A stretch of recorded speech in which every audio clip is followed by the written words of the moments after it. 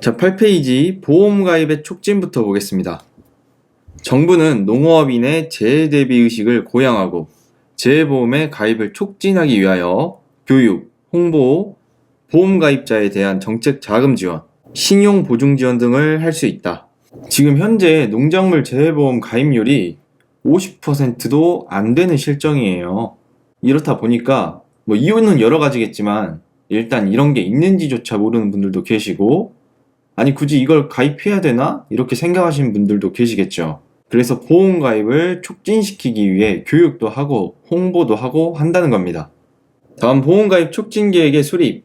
1번 재해보험 사업자는 농업 재해보험 가입 촉진을 위하여 보험 가입 촉진 계획을 매년 수립하여 농림부 장관 또는 해수부 장관에게 제출하여야 한다. 2번 보험 가입 촉진 계획의 내용, 그 밖에 필요한 사항은 대통령령으로 정한다.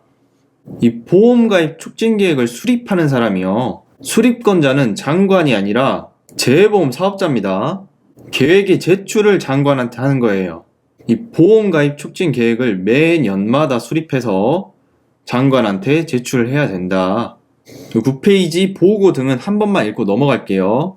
농림부 장관 또는 해수부 장관은 재해보험의 건전한 운영과 재해보험 가입자의 보호를 위하여 필요하다고 인정되는 경우에 재해보험 사업자에게 재해보험 사업에 관한 업무 처리 상황을 보고하게 하거나 관계 서류의 제출을 요구할 수 있다. 37번 청문. 농림부 장관은 다음 각호의 어느 하나에 해당하는 처분을 하려면 청문을 하여야 한다. 자, 뭐가 있는지 보면 손해평가사의 자격 취소, 손해평가사의 업무 정지, 이런 거 하려면 청문해야 된다 이거죠. 농림부 장관이 손해평가사에 관한 모든 걸 관장하지만 자격 취소나 업무 정지를 할 때는 청문을 한 다음에 해야 된다는 거죠. 하여야 한다 의무고요. 이거 청문도 똑같아요. 우리 누가 무슨 잘못을 하면 청문회 열리고 막 TV에서 국회의원들 나와가지고 막 혼내고 그러잖아요. 마찬가지로 손해평가사도 똑같습니다. TV에는 안 나오겠지만 청문한다는 거예요. 이 자격 취소나 업무 정지가 가장 많이 걸리는 사유가 거짓으로 손해평가. 이게 제일 많이 걸리는 사유입니다. 현장에 안 가버린다든지, 안 가버리고 그냥 일 처리해버린다든지, 현장에 가더라도 손해평가 절차에 따라서 손해평가를 해야 되는데 대충 눈대중으로 확인하고 이런 게 다 거짓으로 손해평가 한 것에 포함됩니다. 다음 벌칙. 이건 7회 때도 나왔던 부분입니다.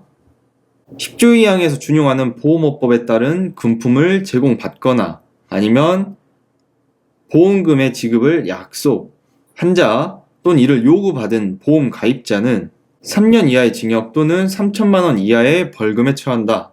금품을 받거나 보험금 지급의 약속. 예를 들어 보험에 가입하면 보험금 1억을 그냥 주겠다. 아니면 이거를 1억 달라고 요청한 경우, 이런 경우에 3년 이하의 징역 또는 3천만 원 이하의 벌금에 처한다는 겁니다. 이 벌칙에서 가장 센 벌이 3년 이하의 징역, 3천만 원 이하의 벌금입니다.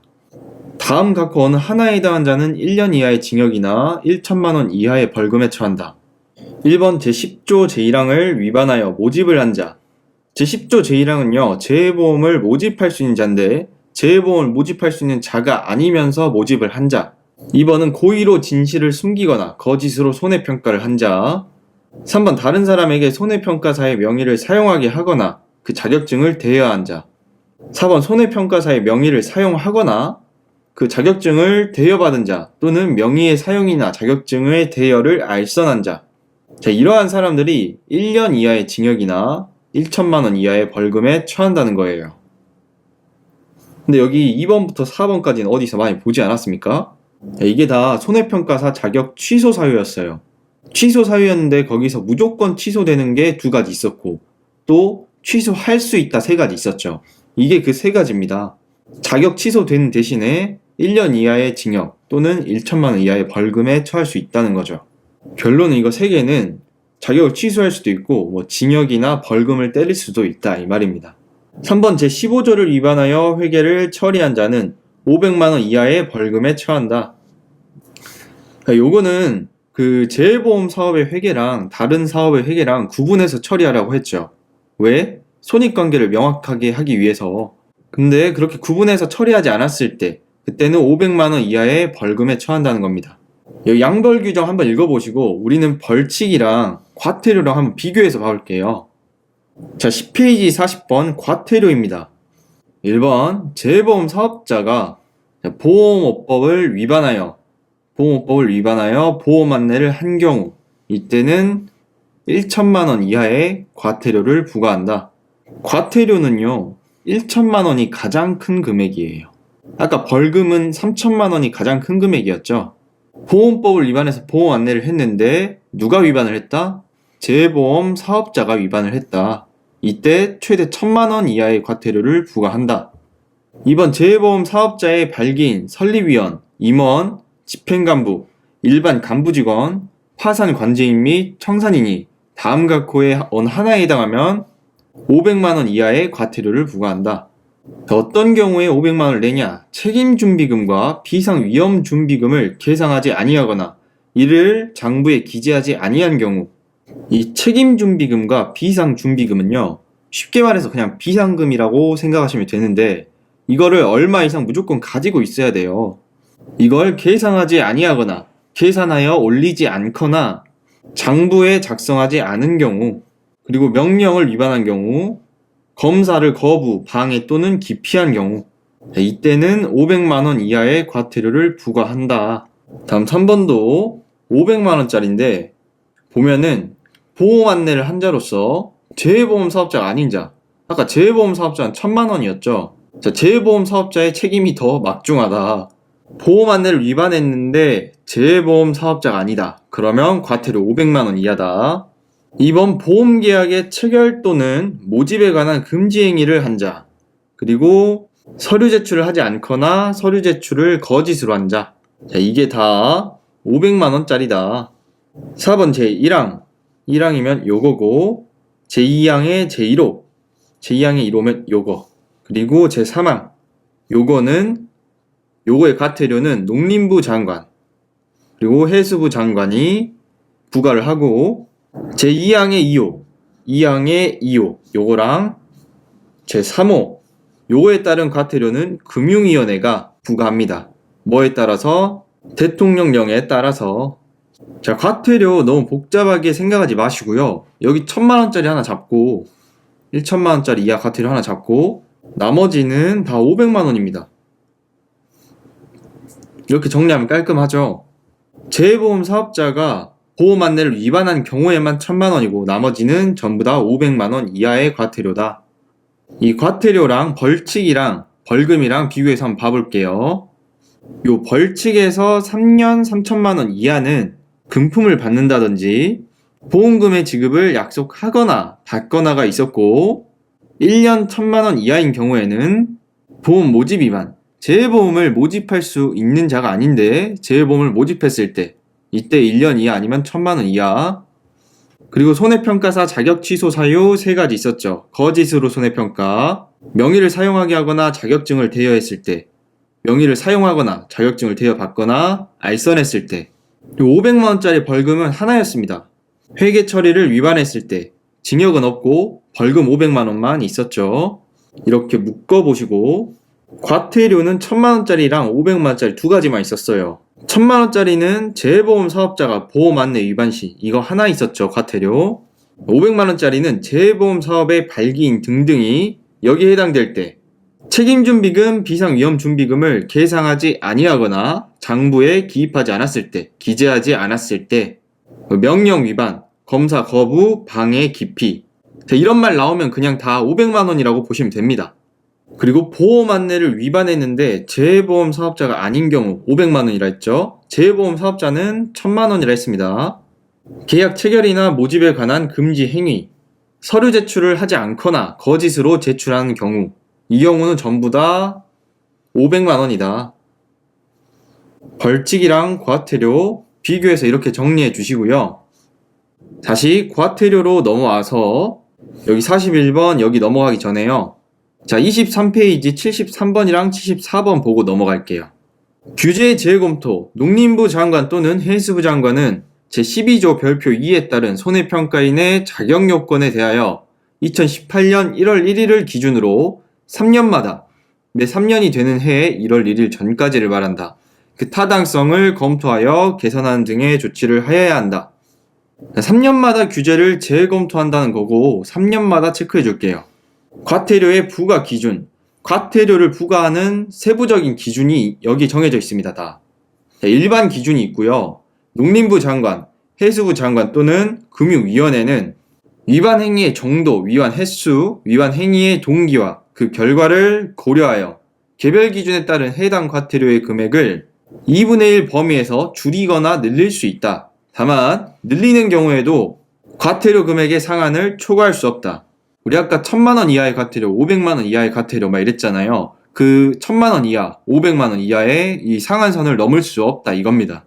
특히 개별 기준이 시험에 잘 나와요. 자, 가번 보면 1000만원짜리 과태료 하나 있었습니다. 재보험 사업자가 보험 안내를 위반한 경우 이때는 1000만원이다. 마찬가지로 보험 안내를 위반했는데 재보험 사업자가 아닌 경우 이 경우에는 500만원이고요. 그리고 보험 계약의 체결 또는 모집에 관한 금지 행위를 한 경우 500만원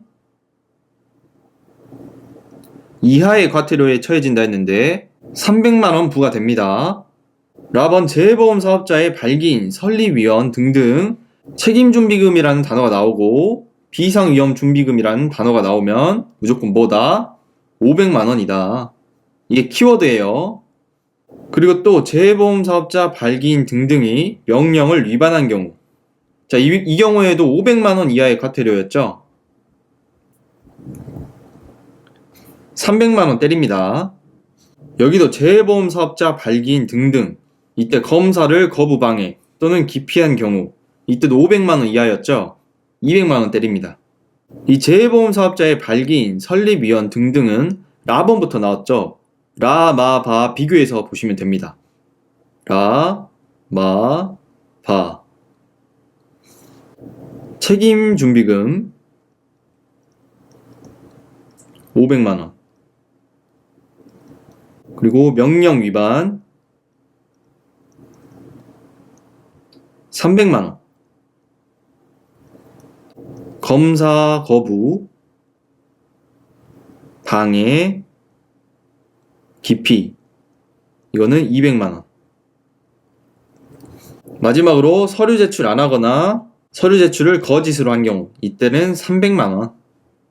자, 과태료는 여기까지고요.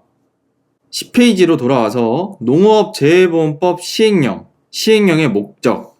여러분 우리 이 과목은요. 농업재해보험 법령이 있고 시행령이 있고 손해평가 요령이 있습니다. 자, 이쪽으로 갈수록 좀 더 세부적으로 바뀌는 거예요. 지금 우리는 시행령까지 왔습니다. 이 시행령의 목적부터 보는 거예요. 대부분은 여기서 다 했기 때문에 정리한다는 마인드로 가볍게 읽고 따라와 주시면 되겠습니다. 농업재해보험법 시행령의 목적. 이 형은 농업재해보험법에서 위임된 사항과 그 시행에 필요한 사항을 규정함을 목적으로 한다. 위원장의 직무. 위원장은 우리 앞에서 공부한 심의회의 위원장 말하는 거예요. 농업재해보험법 제3조에 따른 농업재해보험심의회 또는 어업재해보험심의회의 위원장은 심의회를 대표하며 심의회 업무를 총괄한다. 심의회 부위원장은 위원장을 보좌하며 위원장이 부득이한 사유로 직무를 수행할 수 없을 때에는 그 직무를 대행한다. 우리 위원장은 장관이 아니라 차관이 한다고 배웠어요. 부위원장은 위원들 중에서 호선하는 거고요. 그 위원들 중에서 위원들 안에서 자기들끼리 뽑는 겁니다. 누가 부위원장을 임명하는 게 아니라 그랬어요. 다음 회의. 위원장은 심의회 회의를 소집하며 그 의장이 된다. 심의회 회의는 제적위원회 3분의 1 이상 요구가 있을 때 또는 위원장이 필요하다고 인정할 때 이때 소집을 하고요. 소집을 했는데 이 심의회 제적위원이 과반수가 안 된다. 그러니까 절반을 못 넘는다. 그러면 회의를 열 수가 없습니다. 과반수 이상이 출석해야 개의를 하고 회의를 열고 또 이 출석한 위원들 중에 과반수의 찬성으로 의결이 되는 거라고 설명했어요. 위원회 해촉. 농림부 장관 또는 해수부 장관이 법에 따른 위원이 다음 각 호의 어느 하나에 해당하는 경우 해당 위원을 해촉할 수 있습니다. 자, 이런 경우에는 위원을 해촉할 수 있다는 거예요. 심신장애로 인하여 직무를 수행할 수 없게 된 경우, 직무와 관련된 비의사실이 있는 경우, 직무 태만, 품위 손상이나 그 밖의 사유로 인하여 위원으로 적합하지 아니하다고 인정되는 경우, 위원 스스로 직무를 수행하는 것이 곤란하다고 의사를 밝히는 경우, 이때 누가? 장관이 해촉할 수 있습니다. 장관은 해촉권자이자 위촉권자이고 임명권자였죠. 다시 복습한다는 생각으로 한 번 더 봐줍시다. 다음 11페이지 분과위원회. 우리 분과위원회도 다 공부했습니다. 분과위원회의 종류가 어떤 게 있냐? 농업인 안전보험 분과위원회가 있고 어업인 안전보험 분과위원회, 어선원 및 어선 재해보상보험 분과위원회. 그리고 종류가 하나, 둘, 셋 이렇게 있어요. 이 분과위원회가 하는 일은 이렇게 안전보험에 관한 사항, 그리고 심의사항 이런 것들을 심의회에 보고하는 일을 하는 거고, 자 3번이 중요하다 그랬죠. 분과위원회는 분과위원장 1명을 포함한 9명 이내의 분과위원으로 성별을 고려하여 구성한다. 성별도 어느 정도 맞춰주고요. 4번 분과위원장과 분과위원은 심의회 위원 중에서 전문 지식과 경험 등을 고려하여 위원장이 지명한다. 위원장이 지명한다. 여기 부위원장 아닙니다. 이 강에서 제가 부위원장으로 언급했었는데 이거 정정합니다. 위원장이 지명합니다. 5번 분과위원회 회의의 소집은 위원장이나 분과위원장이 필요하다고 인정할 때 소집하고요. 제1항부터 5항까지에서 규정한 사항 외에 분과위원장의 직무 및 분과위원회의 회의에 관해서는 제2조 1항, 제3조 1항 3항을 준용한다. 46번 수당, 심의회 또는 분과위원회에 출석한 위원 또는 분과위원에게는 예산의 범위에서 수당, 여비, 그 밖에 필요한 경비를 지급할 수 있는데, 자, 공무원인 위원 또는 분과위원이 그 소관 업무와 직접 관련하여 심의회 또는 분과위원회에 출석한 경우에는 그러하지 아니하다. 자, 이분들은 원래 자기 업무니까 수당을 따로 지급하지 않는다는 겁니다. 다음 재해보험에서 보상하는 재해의 범위. 이것도 공부했었죠. 농작물 임산물 재해보험, 가축재해보험, 양식수산물 재해보험에 보상하는 재해 범위를 비교해서 공부했었어요. 자연재해, 화재, 자연재해, 화재, 질병, 자연재해, 화재, 질병 다 똑같았는데 뭐만 달랐습니까? 농작물 임산물 재해보험에 있는 이 조수해랑 병충해만 달랐어요. 조수해는 짐승으로 인한 피해, 병충해는 병을 일으키는 곤충에 의한 피해. 그래서 보상하는 재해 범위는 농작물, 임산물 재해보험이 더 넓다. 조수해, 병충해까지 보장해 주니까. 자, 그리고 우리 재해보험에 가입하는 거 아무나 할 수 있는 거 아니라고 그랬습니다. 재해보험에 가입자 기준이 있었어요. 농작물 재해보험은 농작물을 재배해야 가입할 수 있었고, 임산물 재해보험도 임산물을 재배해야 됐어요. 그리고 가축을 사육해야 가축 재해보험에 가입할 수 있었고, 양식수산물을 양식해야 양식수산물 재해보험에 가입할 수 있었습니다. 자연이 아니에요. 49번 재해보험 사업의 약정 체결. 이것도 앞에서 봤었죠. 재해보험 사업의 약정은 농림부 장관, 해수부 장관이랑 체결해야 된다. 어떻게? 재해보험 사업 약정 체결 신청서에 각호에 따른 서류를 첨부하여 농림부 장관, 해수부 장관에게 제출해서 약정 체결을 신청하는 거예요. 이때 약정 체결 신청서에는 약정 기간에 관한 사항, 당연하죠.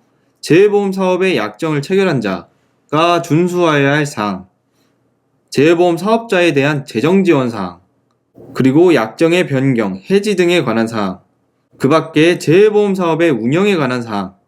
자, 이 서류들이 여기에 포함되어야 된다. 3번 대통령령으로 정하는 서류는 정관을 말한다. 4번 제1항에 따른 제출을 받은 농림부 장관, 해수부 장관은, 그러니까 약정 체결 신청서를 받은 장관은 행정정보의 공동 이용을 통하여 법인 등기사항 증명서를 확인해야 한다. 장관님이 약정 체결 신청서를 받았으면 등기사항 증명서를 확인해야 된다는 거예요. 이 등기사항 증명서도 확인 안 하고 바로 약정을 체결할 수는 없다. 이렇게 확인하는 절차가 있다는 것만 알고 가시면 되겠습니다. 자, 50번 손해평가인의 자격요건. 자, 여기는 시험에 한 번도 빠지지 않고 나왔어요. 지금까지 출제율 100%. 근데 뭐 별거 없어요. 꿀입니다, 꿀. 자, 우리 손해평가사들은 시험에 합격해야 손해평가를 할 수 있는 자격이 주어지는 거죠. 근데 이 손해평가인은 따로 시험 같은 걸 보지 않아요. 이 손해평가인 누가 위촉한다 했습니까? 재해보험 사업자가 위촉한다 했죠.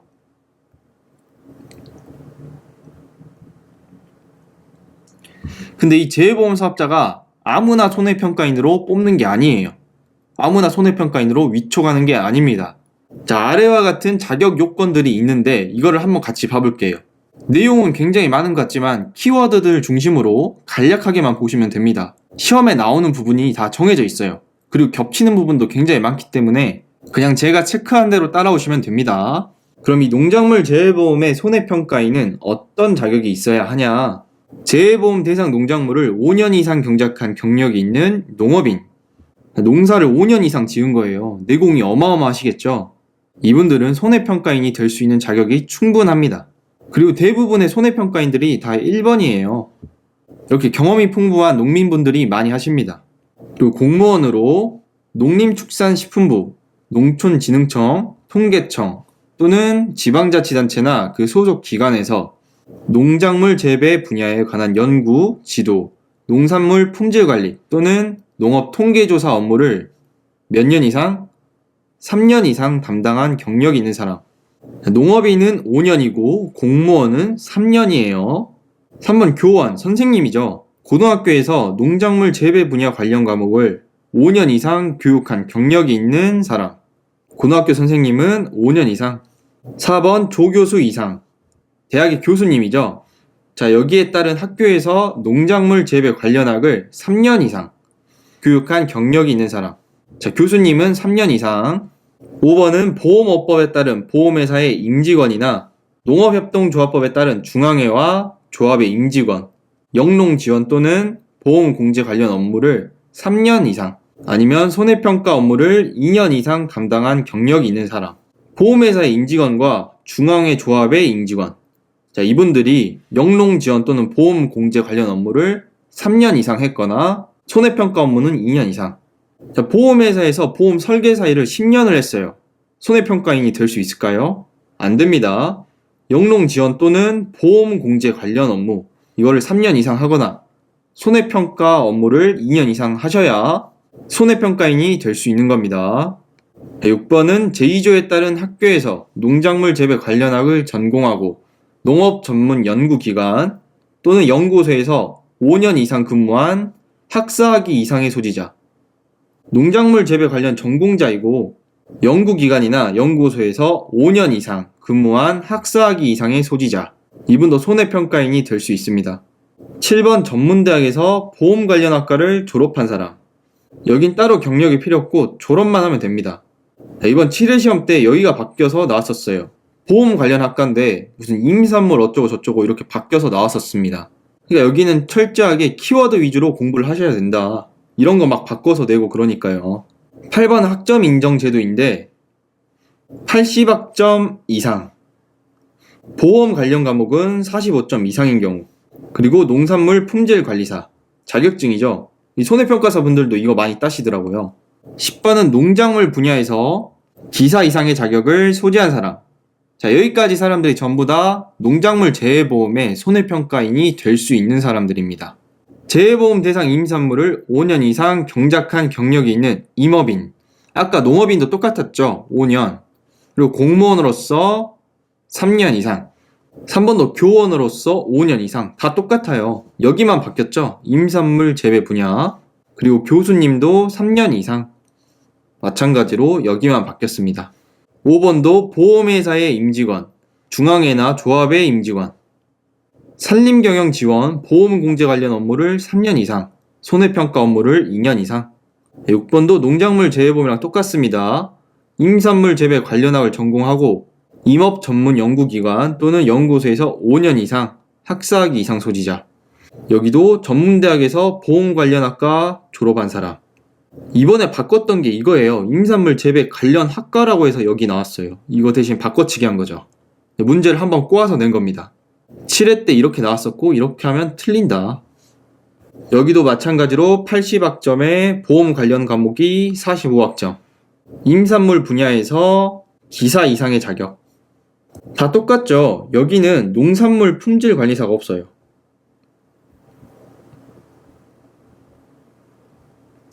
이게 농작물 재해보험이랑 다른 점입니다. 자, 이분들이 손해평가인이 될 수 있다는 거 계속 말하고 있는 거예요. 가축으로 넘어와서 가축도 5년 이상 사육해야 되고, 공무원은 3년 이상, 그리고 고등학교 선생님으로서 5년 이상, 대학 교수님으로서 3년 이상, 보험회사의 임직원, 중앙회 조합의 임직원, 그리고 공제 관련 업무 3년, 손해평가 업무 2년, 그리고 여기는 수의사가 있습니다. 가축 손해를 평가하는데 수의사도 당연히 손해평가인으로 위촉 가능하겠죠. 10번 축산기사까지 다 비슷비슷하죠. 여기서 특이한 게 수의사가 좀 특이했고, 임산물에선 이런 게 없었고, 농작물에선 농산물 품질관리사가 있었습니다. 마지막 양식수산물 재해보험 볼게요. 여기도 5년 이상의 어업인, 공무원은 3년, 고등학교 선생님으로서 5년 이상, 대학 교수님으로서 3년 이상, 임직원도 3년 이상의 2년 이상. 6번도 똑같습니다. 5년 이상 근무한 학사학위 소지자. 여기만 조금씩 다릅니다. 여기도 똑같고 80점, 45점. 양식수산물 재해보험은 이게 좀 달라요. 자격증이 2개입니다. 수산질병관리사랑 수산물 품질관리사. 이건 농작물에도 있었죠, 이거는. 나머지는 다 똑같습니다. 여기도 기사 이상으로 똑같아요. 자, 여기까지가 다 손해평가인이 될 수 있는 자격 요건들이었는데, 써져 있는 건 많지만 내용은 별로 많지 않았어요.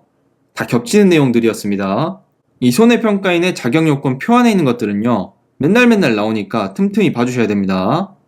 그리고 재해보험 사업자는 손해평가인을 위촉하는 거에서 그치지 않고, 보험에 관한 기초지식, 보험 약관 및 손해평가 요령 등에 관한 실무 교육을 해야 되고요. 그러니까 재해보험 사업자는 손해평가인을 위촉도 하고 실무 교육도 하여야 한다. 3번 정기교육에는 다음과 코의 사항이 포함되어야 하며 교육 시간은 4시간 이상으로 한다. 농업 재해보험에 관한 기초지식, 농업 재해보험의 종류별 약관, 손해평가의 절차 및 방법, 그 밖에 손해평가에 필요한 사항으로서 농림부 장관, 해수부 장관이 정하는 사항, 이게 선택지로 나올 수 있겠죠. 아까 손해평가인의 실무교육은 재해보험 사업자가 한다 했잖아요. 정기교육은 장관이 합니다. 장관이 연 1회 정기교육을 시킨다고 그랬어요. 누구를요? 손해평가인을요. 제3항에서 규정한 사항 외에 정기교육의 운영에 필요한 사항은 농림부 장관 또는 해수부 장관이 정하여 고시한다. 자, 여기까지 해서 마치고요. 다음 강의에서 뵙도록 하겠습니다. 수고하셨습니다.